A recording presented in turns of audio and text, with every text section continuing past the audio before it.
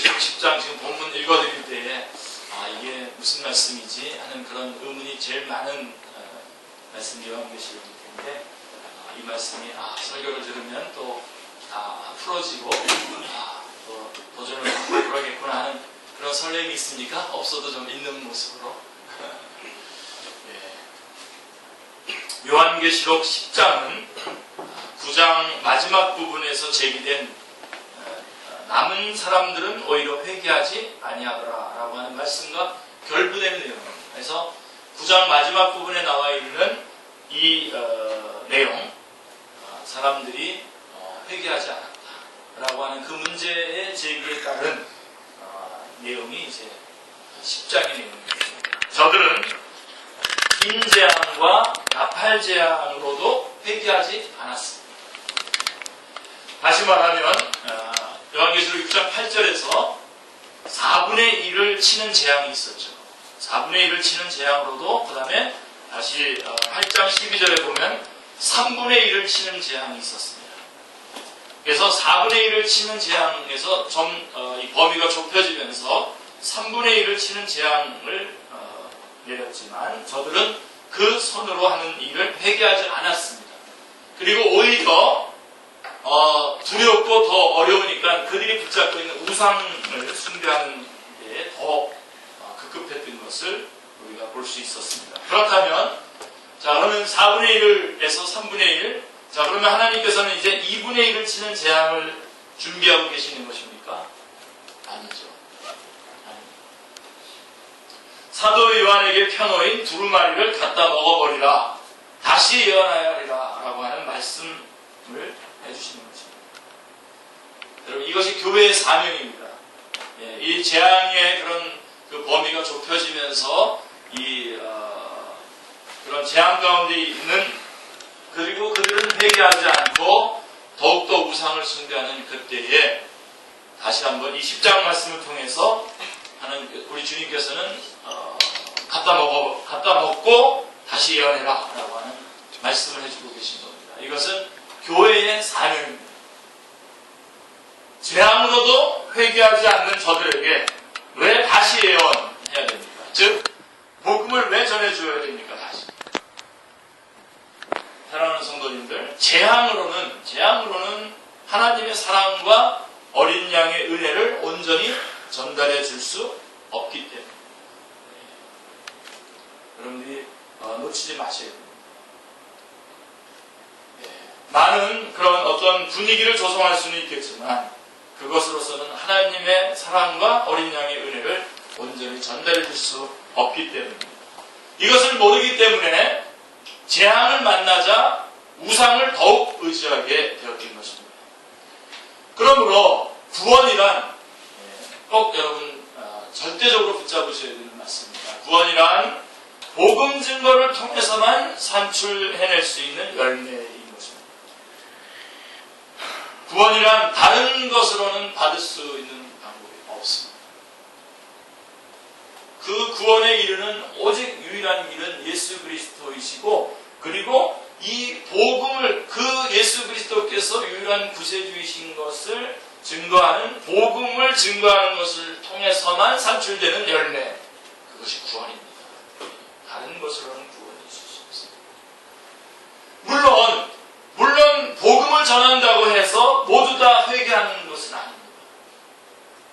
그래서 우리는 성경을 듣든지 아니 듣든지 복음을 전해주어야 하는 이유로 로마서 3장 19절에 보면 이는 모든 입을 막고 온 세상으로 하나님의 심판 아래 있게 하려 하심이라 라고 말씀하고 있는 것입니다. 모든 입을 막는다라고 하는 것은 유구무원입니다. 입은 있는데 말을 못하는 거죠. 즉 심판날에 변명의 여지가 없게 하기 위해서라고 하는 것입니다.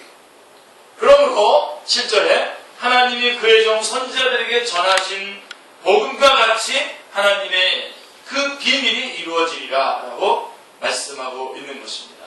자, 우리 먼저 1절부터 7절 말씀 살펴볼 텐데 1절, 2절 말씀 보겠습니다.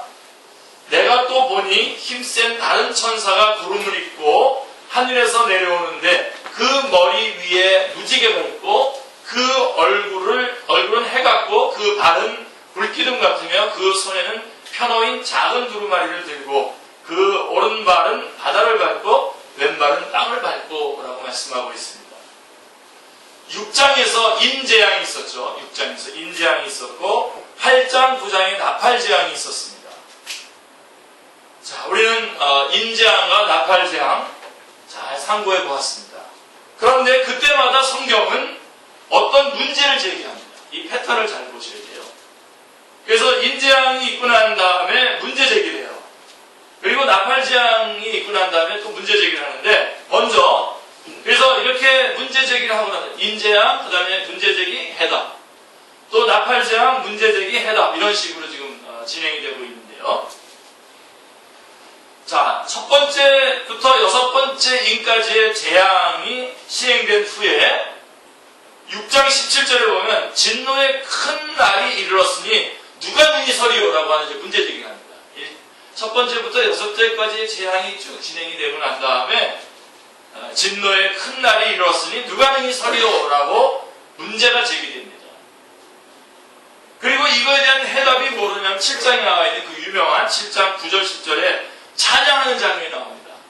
모든 이 일 후에 내가 보니 각 나라와 족속과 백성과 방언에서 아무도 능히 셀 수 없는 큰 무리가 나와서 흰 옷을 입고 손에 종려가지를 들고 보좌 앞과 어린 양 앞에 서서 큰 소리로 외쳐 이르되 구원하심이 보좌에 앉으신 우리 하나님과 어린 양에게 있도다 라고 이렇게 말씀하고 있어요. 그래서 누가 능히 서리오 그랬는데 모든 족속과 방언에서 이렇게 하나님 앞에 보좌 앞에 있는 모습을 보여줍니다. 그러니까 이것이 바로 누가 능히 서리오라고 하는 대답, 그거에 대한 답변인 것이에요. 그러니까 여섯 번째까지 인재앙이 있고 난 다음에 문제지가 누가 능히 서리오 그랬을 때 바로 모든 족속의 모든 사람들이 이렇게 제 보좌 앞에 서 있는 모습으로 대답을 해주고 있는 것입니다. 자, 그렇게 하고 난 다음에 다시 첫 번째부터 여섯 번째의 나팔재앙이 시행이 되죠.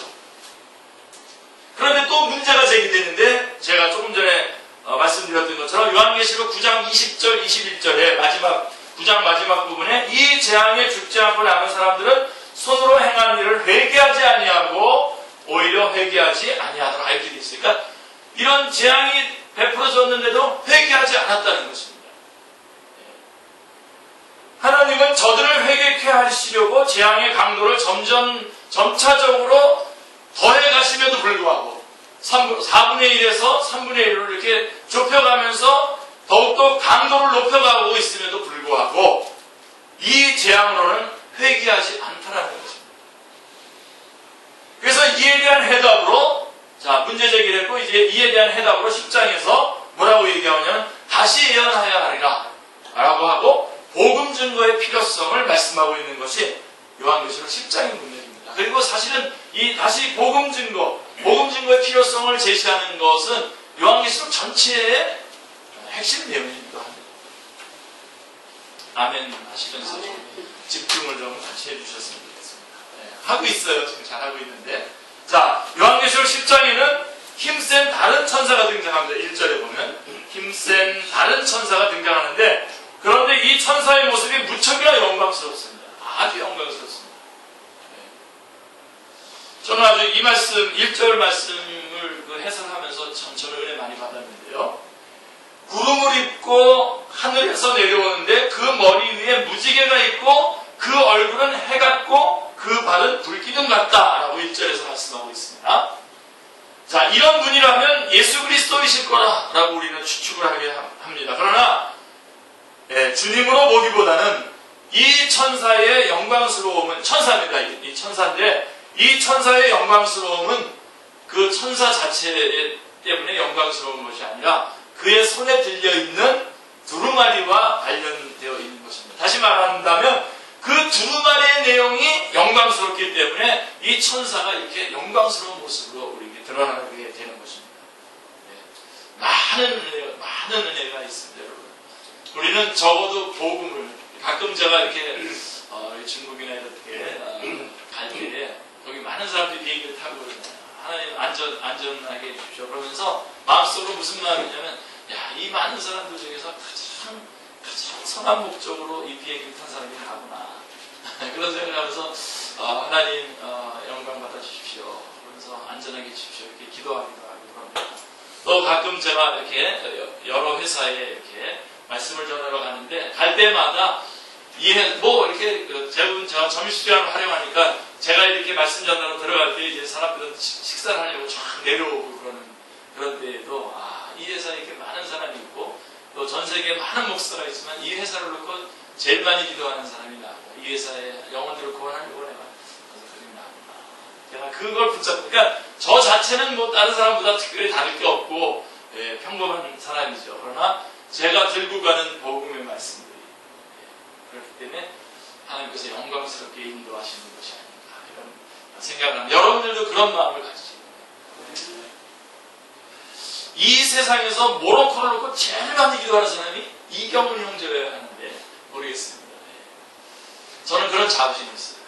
제가 한국 이동통신이었을 때부터 제가 거기서 그냥 그 밑에 들어가서 말씀 전하고 아무도 예배 드리러 갔는데 아무도 안 모여가지고 혼자서 거기서 질질 짜면서 울고 오고 그런 적도 많았었는데 그러나 여러분 우리가 전하는 이 복음 때문에 우리가 들고 있는 것 때문에 하나님의 말씀 때문에 이렇게 영화로운 모습으로 드러날 수 있다고 하는 것을 은혜 많이 받았어요. 여러분들도 은혜 많이 받으시고 그러한 정말 높은 자존감을 가지고 여러분들이 사역에 임하시기 바랍니다.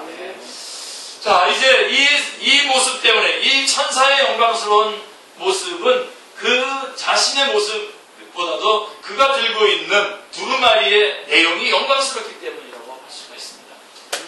자, 이 점을 요한계시록 12장에도 보면요. 1절에 보시면 우리가 또 다시 한번 이 요한계시록 12장 말씀을 또 해설을 해드리겠습니다만은 자, 해를 입은 한 여자가 있는데 이 여자는 이제 교회를 말하는 건데요.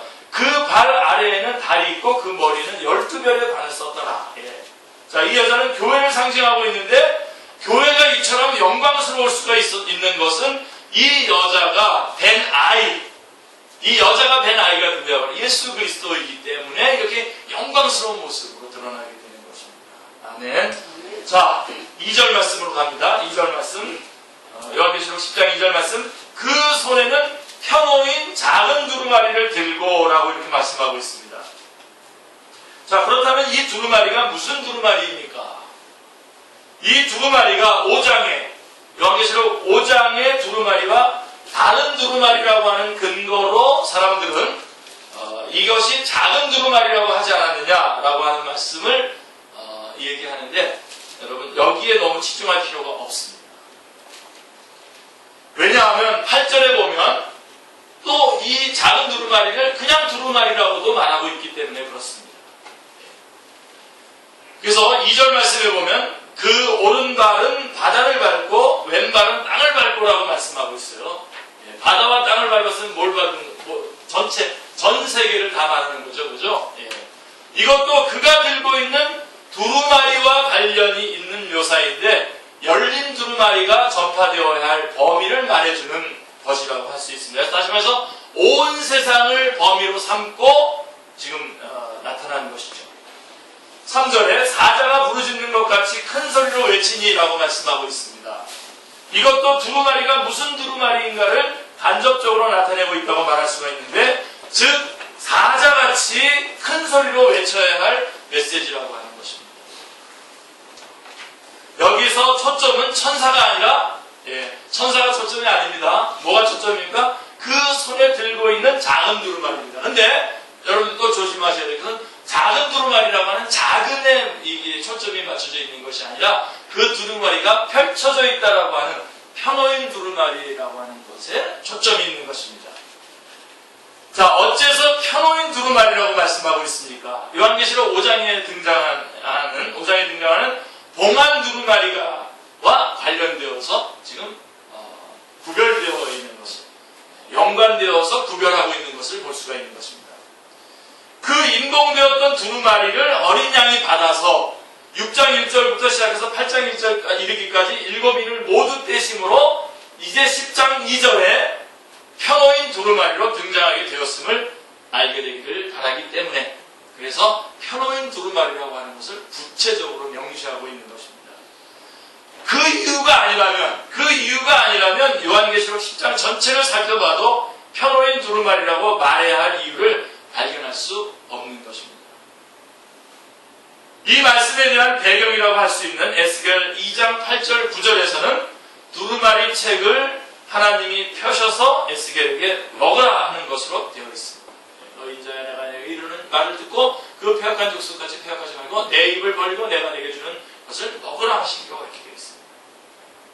그러므로 이 펴놓인 두루마리는 요한계시록 5장에서 말씀드린 대로 이 비밀은 만세와 만대로부터 감추어졌던 것인데 이제는 그의 성도들에게 나타났고 골로새서 1장 26절에 그 말씀한 복음을 말하는 것입니다.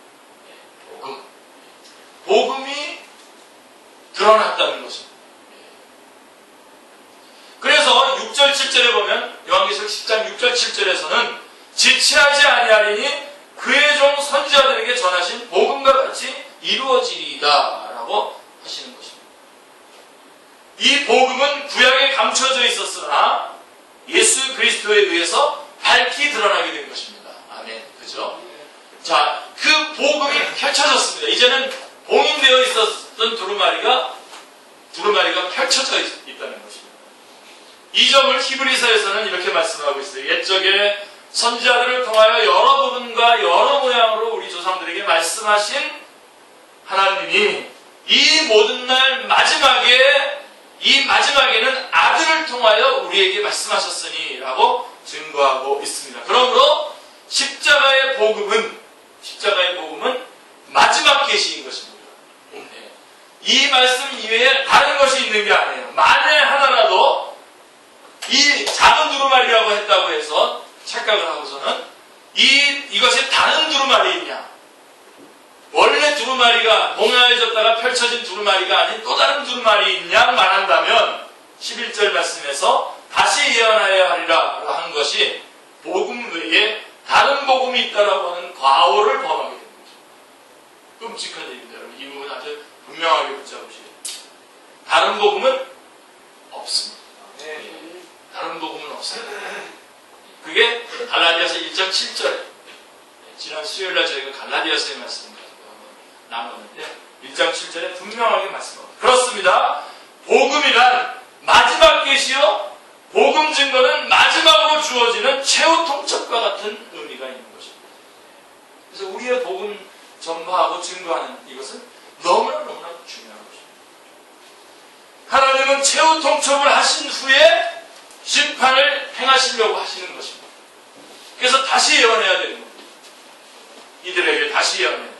하나님은 예수 그리스도를 통하여 드러내신 복음 외에 다른 복음을 갖고 계시지 않습니다. 그러므로 복음을 거부하는 자에게 다시 예언해야 할 다른 두루마리, 다른 복음은 없다는 것입니다. 예수님을 거절한 사람들에게 예수님 말고 다른 구원의 방도가 있느냐? 마치 어떤 행위로 이게 다 이단입니다. 그렇기 때문에 예수님을 빼고 나머지 다른 방법으로 뭔가가 구원의 길이 있느냐? 하나님 다 이단이죠. 이설이죠. 자, 인공되었던 두루마리가 어린 양에 의해서 열려졌다는 것은 지금 말세로 접어들었다라고 하는 것입니다. 사실 우리는 지금 그 시대를 살아가고 있어요. 그 시간을 지금 살아가고 있는 중입니다. 어떤 날 우리 착각하지 마세요. 어떤 날 이제 이런 시간들이 지나가다 어떤 날 갑자기 아주 며칠 동안 갑자기 뭐 이런저런 막 핍박과 박해가 있고 막 온통 뒤집어지고 막 그러면서 막 어려움을 겪고 그런 때가 오는 게 아니라 지금 여러분 겪고 있지 않아요? 어저께도 잠깐 이렇게 사람들하고 만났을 때 얘기한 내용이지만 여러분 세상이 너무나 불의로 가득 차서 계속 돌아가고 있잖아요. 불의로 계속. 그 불의를 덮기 위해서 또 다른 불의가 계속해서 이어가면서 그러고 갑니다. 그래서 우리 그리스도인들이 누군가가 바르게 살고 아주 순전하게 바르게 살려고 딱 하면 어려움을 겪게 돼요. 어려움을 겪고 힘들어야 되고 타협을 해야 되나 말아야 되나 하면서 갈등을 해야 되고 그런 것들을 이렇게 겪어보면요. 정말 여러분들은 그래서 뭐 어떤 행동을 하지 않으려고 하는데 정말 주님 빨리 오셔야 돼요. 빨리 주님 앞에 가야 되겠다. 그런 마음이 듭니다. 이거 막 겪어보면 물론 아직 젊으신 분들, 아직 시집장가 안 가시고, 시집장가도 가보시고, 이제 주님 모셨으면 좋겠다고 생각하시는 분들은 좀 다르겠지만, 그러나 여러분, 가만히 한번 보세요. 대세가 뭐가 이끌고 가는 거죠? 어떻게 하든지 약삭 빠르게, 변칙으로 잘하는 사람이 뭔가를 얻는 것 같죠. 사실은 얻는 것 같은 거죠. 얻지는 못해요. 근데, 그게 대세예요. 지금이 바로 지금 여러분들이 정말 그리스도인으로 살아가기를 원한다면, 정말 그리스도인으로 바르게 살아가기를 원한다면, 지금 여기 요한계시록에서 말하고 있는 이런 모든 어려움들을 여러분들이 같이 겪게 될 것입니다. 이게 바로 지금 말세가 이렇게 촉박한 거죠. 6절 말씀에 보면 뭐라고 되냐면, 지체하지 아니하리니 촉박하다는 겁니다. 더 이상 기회가 없다는 말씀입니다. 자, 그래서 우리가, 그리고 이제 4절 말씀을 한번 우리가 좀, 이 4절 말씀을 좀 한번 음미하고 또 지나가야 되겠죠. 4절 말씀을 보시면, 7 우레가 말할 때에 내가 기록하려고 하다가 곧 들으니 하늘에서 소리가 나서 말하기를 7 우레가 말한 것을 인봉하고 기록하지 말라 하더라, 이렇게 말씀하고 있습니다. 여러분, 성경에서 요한계시록에서 인봉하라고 하는 말씀이 여기에서 아주 유일무이하게 한 번도 안 나옵니다. 인봉하라. 다 인봉한 것들을 펼쳐서 다 드러냈는데 여기서는 인봉하라는 겁니다. 이 부분에 있어서는. 자, 뭘까요? 요한계시록 22장 10절에서는 반대로 어떻게 되죠? 이 두루마리의 예언의 말씀을 인봉하지 말라고 말씀하고 있는데 여기서는 10장 4절에서는 인봉하라는 겁니다. 그렇다면 7 우레가 말한 내용이 무엇인가? 자, 7 우레가 말한 내용을 인봉하라고 하시는 것인데 그게 무엇인가? 내용이 무엇인가 하는 것입니다. 자, 먼저 한 가지 가능성을 제기합니다. 여러분들은 다 머릿속으로 그렇지, 그거겠지 생각하는 바로 그겁니다. 우리 그리스도인들이. 자, 우리가 알기로는 하나님께서 사랑하는 자녀들에게 비밀에 붙여준 것이 한 가지 있죠. 주님께서도 나도 모르겠다라고 말하신, 그것은 그날이 언제인가라고 하는 연월 일시에 관한 요한계시록 9장 15절에 나와 있는 내 천사가 누웠으니 그들은 그 연월 일시에 이르러 사람 3분의 1을 죽이고 준비된 자들. 그러니까 그 연월 일시에 관한 것입니다. 그러니까 7 우레가 말한 내용이 이것이라고 여겨집니다. 바로 주님 언제 오실 것인가 라고 하는 그 문제에 관한 인봉하도록. 6절, 7절의 말씀이 이 가능성에 빛을 비춰준다고 할 수 있겠는데 6절에 보시면 6절, 7절 보시면 세세토록 살아계신 이 곳 하늘과 그 가운데 있는 물건이며 땅과 그 가운데 있는 물건이며 바다와 그 가운데 있는 물건을 창조하신 이를 가리켜 맹세하여 이르되 지체하지 아니하리니 7째 천사가 소리내는 날 그의 나팔을 불려고 할 때에 하나님이 그의 종 선지자들에게 전하신 복음과 같이 하나님의 비밀, 하나님의 그 비밀이 이루어지리라 하더라. 이제 그래서 여러분들이 이 인봉한 부분이 있고 나머지는 지금 펼쳐져 있다라고 하는 것을 말씀해주고 있는데 이제 중요한 요점을 말씀드리려고 합니다. 자, 인봉하라고 하는 말씀은 2절에 펴놓았다는 것과 상관된 말씀이죠. 그러면 이 대조를 통해서 인봉한 것과 또 펴놓았다라고 하는 이 대조를 통해서 말씀하고자 하는 의미가 분명해지죠. 이 부분 여러분 붙잡으셔야 돼요. 자, 그 두루마리를 펴거나 보거나 하기에 합당한 자가 보이지 않았기 때문에 사도 요한은 크게 울었었죠. 요한계시록 5장에 보면 이 두루마리를 누가 펼쳐줄 사람, 이 인봉을 떼서 펼쳐줄 사람이 없어서 사도 요한이 막 크게 울었단 말입니다. 그런데 어떻게 됐죠? 이제 그 두루마리가 어떻게 됐습니까? 교회 앞에 펴놓여져 있어요. 자, 그러면 이것이 펴져 있지 않았을 때는 사도 요한이 교회를 대표해서 울었는데 펴놓여졌을 때는 어떻게 되냐는 겁니다.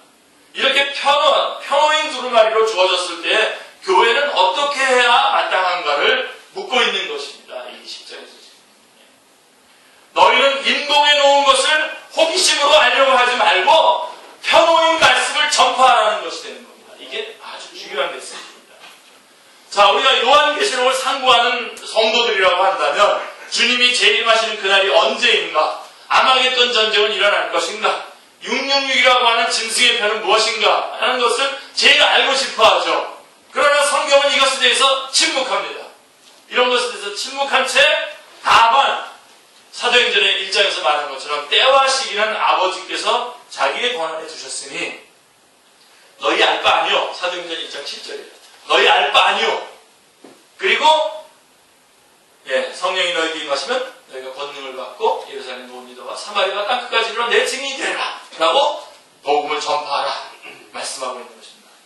이 말씀입니다. 그러니까 지금 인봉해 둔 부분과 펼쳐놓은 부분, 인봉해 놓은 부분에 대해서 알지 않기로 너희 알 바 아니요 그랬으면 아멘 하고서 알지 않기로 해야 됩니다.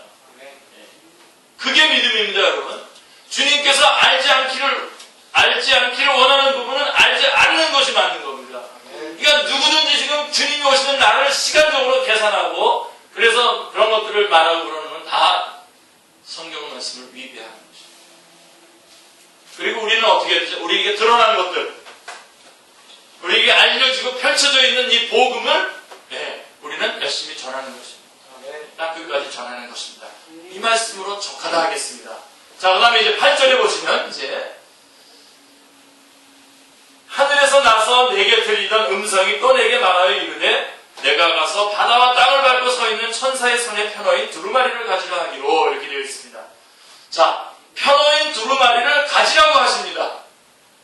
그리하여 편어인 두루마리는 천사의 손에서 누구에게로 넘어갑니까? 사도 요한에게 전달됩니다. 사도 요한은 지금 교회를 대표해서 지금 이 말씀을 받고 있는 겁니다.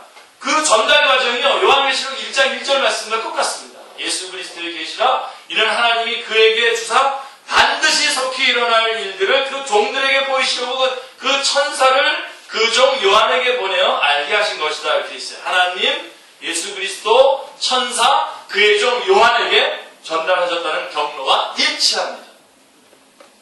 그래서 9절에 보면 뭐라고 되어 있냐면 갖다가 먹어버리라 이렇게 되어 있어요. 그 요한에게 주시고 요한이 받고 그래서 갖다가 먹어버리라는 것입니다. 그렇습니다. 밝히 드러나는 복음은 갖고 있는 것만으로는 부족합니다. 여러분, 아멘. 갖고 있는 것만으로는 부족합니다. 어떻게 해야 되죠? 먹어야 생명이 됩니다. 주님은 말씀하십니다. 요한복음 6장 53절 54절에 예수께서 이르시되 내가 진실로 진실로 너희에게 이르노니 인자의 살을 먹지 아니하고 말씀입니다. 인자의 살을 먹지 아니하고 인자의 피를 마시지 아니하면 너희 속에 생명이 없느니라. 내 살을 먹고 내 피를 마시는 자는 영생을 가졌고 마지막 날에 내가 그를 다시 살리리라 말씀하고 있습니다. 내 배에는 쓰나 내 입에는 꿀같이 달달하고 9절에 말씀하고 있습니다. 복음이란 받을 때는 송이꿀처럼 더 단 것입니다. 아멘이죠? 우리 다 얼마나 감격스럽게 얼마나 기쁨으로 이 복음을 받아들였습니까? 그러나 이것으로 인해서 핍박을 받게 될 때에 그 믿음을 지키는 것은 참 어렵고요. 참 힘듭니다. 제가 아는 목사님 한 분 신천지와 관련돼서 문제가 있어가지고 싸움하는데 그냥 대판 싸우시려고 제가 그때 신천장으로 있었을 때인데 오셔가지고 목사 이거 그만두게 목사 잠깐 뛰고 이 싸움 싸우고 돌아와서 다시 목사하겠다 그래서 제가 그 절차를 밟아드렸어요. 정말 딱 뛰고 얼마나 어려운지요. 얼마나 조롱하는지요. 얼마나 이 예수님 제대로 믿고 그 복음대로 바로 그렇게 하려고 하는 것이 얼마나 어렵습니까. 또 이 믿음을 지키는 것도 어렵지만 또 이 복음을 전하려고 한다고 생각해 보세요. 이를 증거하는 데 따르게 되는 박해란 더욱 그러한 것입니다. 우리 정부 같은 경우는 뭐 외국에서 바깥에서 뭔가 이렇게 누가 이렇게 뭐 피랍이 되거나 그러면은 그거를 그렇게 되지 않도록 조치를 취하려고 그러는 거잖아요. 제일 먼저 쉽게 하는 방법이 뭐냐면 여행 금지 뭐 이런 식으로 해가지고서 복음 전하는 그게 복음 전하는데 얼마나 또 지장을 주는지도 모릅니다. 저도 대통령 그 정도는 하게 할 것 같아요. 그 정도면 그 정도 해낼 수 있을 것 같아요. 그런 식으로 처리해야 돼요. 그럼에도 불구하고 보내고 안전하게 할 수 있도록 모든 조치를 취하고 그걸 연구하고 그래서 우리의 세금 받아가지고 그 먹고 사는 거 아니겠습니까? 그 사람들도 그렇게 하지 않아요. 그러니까 어쨌든 이런 모든 것들이 결코 우리가 복음을 전하고 복음을 증거하고 하는 일에 있어서 결코 순기능을 하지 않습니다. 이런 정근을. 그러니까 우리가 복음을 받아들일 때에는 단마음으로 정말 기쁨으로 받아들였는데 이 믿음을 지키고 이 복음을 전하려고 할 때는 더 큰 핍박과 어려움이 있다는 것입니다. 쓸 정도가 아니라 죽음까지도 불사해야 된다는 그런 말씀입니다. 11절에 그가 내게 말하기를 내가 많은 백성과 나라와 방언과 임금에게 다시 예언하여야 하리라 하더라 라고 말씀하고 있습니다. 이것이 사도 요한에게 주어진 사명입니다. 여러분, 이 말씀 속에 두루마리가 왜 편호인 두루마리인가? 어찌하여 사도 요한에게 갖다 먹어버리려 하는가? 그 의도가 분명하게 나타나고 있지 않습니까? 많은 백성과 나라와 방언과 임금에게 다시 예언하기 위해서인 것입니다. 즉, 저들에게 복음을 전해 주어서 구원하기 위해서인 것입니다.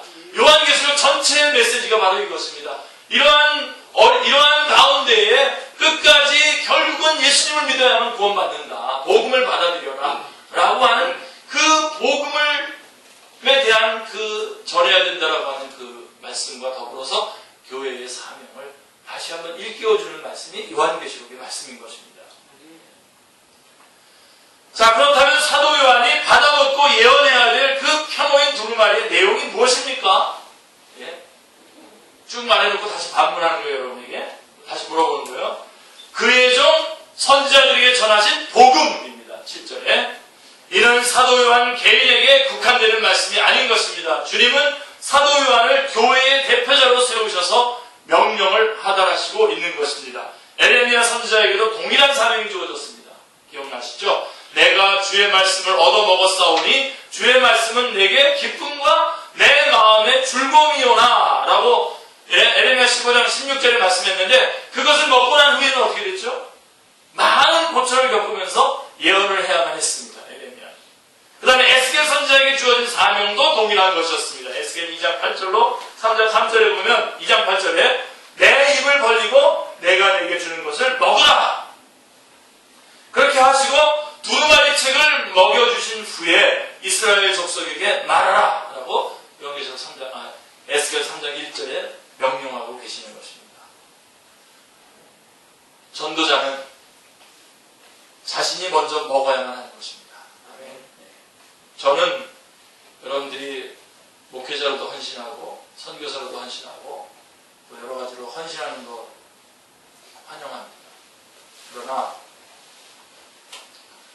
이것을 먼저 먹지 않고 하려고 하는 사람들에 대해서는 저는 거절합니다. 이 싸움을 하시기를 바랍니다. 이 싸움을 시도하지 않으면서 적어도 여러분 제 얘기를 해서 죄송합니다만 제가 목사가 된다고 했을 때 저는 오랫동안 전도사를 오래 했어요. 저는 목사를 나중에 좀 늦게 했는데요. 제가 직장생활을 하는 바람에 그러나 제가 그 전에도 이미 전도사로 있을 때도 신학교 들어갈 때부터 그리고 특별히 목사가 안수를 받았을 때는 저는 이제 저의 인생은 없다 라고 선포하고 살아가고 있는 거죠. 먹어. 이 복음을 먹어야 돼. 전도사는 먼저 먹어야 돼. 지식적으로만 아니라 이 복음이 가져다주는 감격과 기쁨만 누리면 안 되고요. 그것으로 인한 대가들을 얼마든지 지불할 것을 준비하셔야 됩니다. 지식적으로 아는 것에 멈추는 것이 아니라 알다는 것은 감사와 감격과 감동을 뜻하는 것입니다. 자신을 감동시키지 못하는 설교자가 어떻게 듣는 사람들을 감동시킬 수가 있겠습니까? 먼저 먹어야 됩니다.